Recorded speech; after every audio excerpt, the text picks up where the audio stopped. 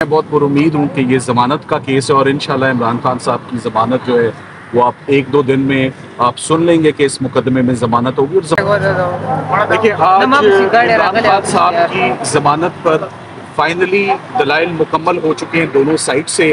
मैंने भी अपने तमाम सबमिशंस मुकम्मल कर लिए हैं और सरकार ने भी तकरीबन 2 दिन और 4 घंटे की दौरानिया जो थी वो सरकार ने ली।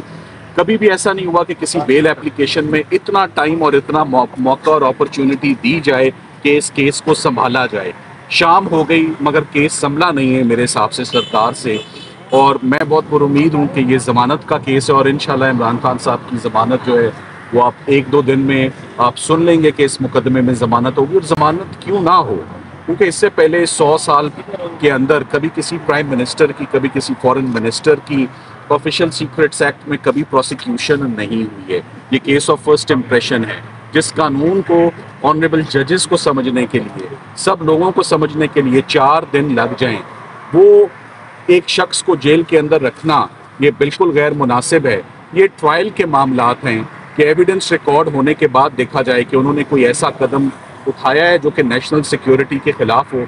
पूरे इतने घंटों के दलाइल में हमने नहीं सुना कि फॉरेन पावर कौन सी है जो डिस्टर्ब हुई है या जो नाराज़ हुई है, या कौन सा नेशनल सिक्योरिटी का इशू है जो कॉम्प्रोमाइज़ हुआ है, या इमरान खान साहब ने ऑफिशियल सीक्रेट का जो निज़ाम है साइफर सिक्योरिटी का वो कैसे कॉम्प्रोमाइज़ हुआ है। ऑफिशियल सीक्रेट्स एक्ट का बिल्कुल जो है वो एप्लीकेशन वो होली आउट ऑफ प्लेस है। इसके अंदर मिनिस्ट्री ऑफ फॉरेन अफेयर्स मुद्दई ही नहीं है। 1 साल की ताक़ीद के बाद ये पर्चा रजिस्टर होता है। 4 मुल्ज़िम बताए जाते हैं, 4 में से 2 को निकाल दिया जाए, जब बीच में से असद उमर साहब को निकाल दिया जाता है, आज़म खान से बयान ले लिया जाता है, तो केस के हालात उसी वक्त मशकूक हो जाते हैं और ज़मानत का केस बन जाता है। जो मामला साइफर का नेशनल सिक्योरिटी कमेटी के आगे 2 दफ़ा रखा जाए, जो मामला कैबिनेट के आगे रखा जाए, जो सुप्रीम कोर्ट ऑफ पाकिस्तान के आगे रखा जाए, वो क्रिमिनल लॉ का सब्जेक्ट कैसे बन सकता है, वो क्रिमिनल लॉ में इशू कैसे बन सकता है। सो ये जो FIR रजिस्टर हुई है और इसको जुर्म गर्दाने जाना ये बिल्कुल गैर मुनासिब कदम था। और आप ये देखें कि हमारा जो सबसे इम्पोर्टेंट आर्ग्यूमेंट था जो हमने लास्ट टाइम रेस किया, उसका कोई जवाब नहीं था, खामोशी थी उस पर। कि आपका केस है कि वज़ीर आज़म के पास साइफर 33 दिन तक रहा, उसके बाद नए वज़ीर आज़म मुंतखब होते हैं, उनके पास 170 दिन साइफर रहता है और वो उस साइफर के ऊपर मीटिंग भी करते हैं नेशनल सिक्योरिटी कमेटी की। तो वो मीटिंग उन्होंने साइफर के बगैर कैसे कर ली? क्या 170 दिन खामोशी कैसे रही? या आप FIA बता दें कि आपने क्या जो सक्सेसर प्राइम मिनिस्टर थे उनको शामिल तफ्तीश किया, उनका बयान रिकॉर्ड किया, या उनको मुल्ज़िम बनाया इस केस में? जवाब है नहीं, खामोशी। तो ये तमाम के तमाम इंडिकेटर्स हैं कि इस केस में बहुत ज़्यादा भाम है। कोई एक एस्पेक्ट भी डिस्टर्बिंग नहीं रहा, कोई इसमें मुल्क को नुकसान नहीं हुआ। इसमें बल्कि मुल्क का फ़ायदा ही होता है कि आप किसी दूसरे मुल्क को रोकें कि हमारे अंदरूनी मामलात में मदाखलत ना करें।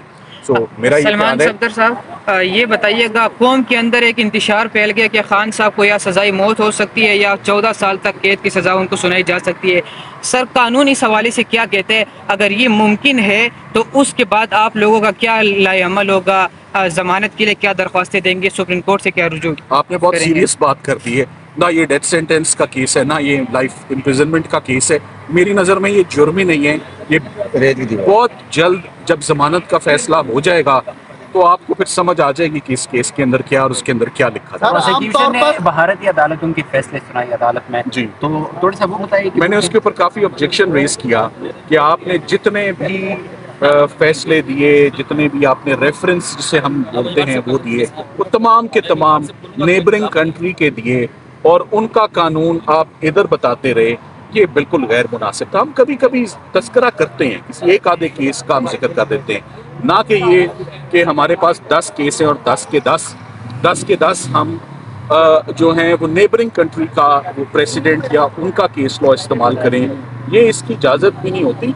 और ये तमाम जो फैसले पढ़ भी रहे थे वो आर्म्ड फोर्सेस की प्रोसिक्यूशन थी। कोई मिसाइल की टेक्नोलॉजी जो है वो शेयर कर ली जाए, तो अगर तो ये केस होता सरकार का कि इमरान खान साहब ने दुश्मन मुल्क के साथ पाकिस्तान के सीक्रेट शेयर कर दिए, कोई कहूटा का सीक्रेट शेयर कर दिया, कोई अभिनंदन के साथ कोई सीक्रेट शेयर हो गया है, कोई कुलभूषण के साथ हो गया है, तो इस प्रोसिक्यूशन की समझ भी आती है। मेरी समझ से ये प्रोसिक्यूशन बार है। सर, जमानत तो फौरी तौर पे दे दी जाती है, इसमें फैसला महफूज कर लिया गया है। चले ये सवाल अदालत से पहुंच है तो आप अंदर करें। सलमान साहब एक आपसे सवाल है, एक सवाल है इस केस से हटकर। नवाज शरीफ साहब ने इस्लामाबाद हाई कोर्ट से जमानत के लिए रुजू करना है, वो सजाई याफ्ता है। अगर आपको काउंसिल मुकर्रर करती है पाकिस्तान मुस्लिम लीग नून, आप ये नवाज शरीफ के केस में काउंसिल होंगे? वो मुझे अभी तक तो उन्होंने कभी रीच आउट नहीं किया, जब आएंगे तो सोच लेंगे।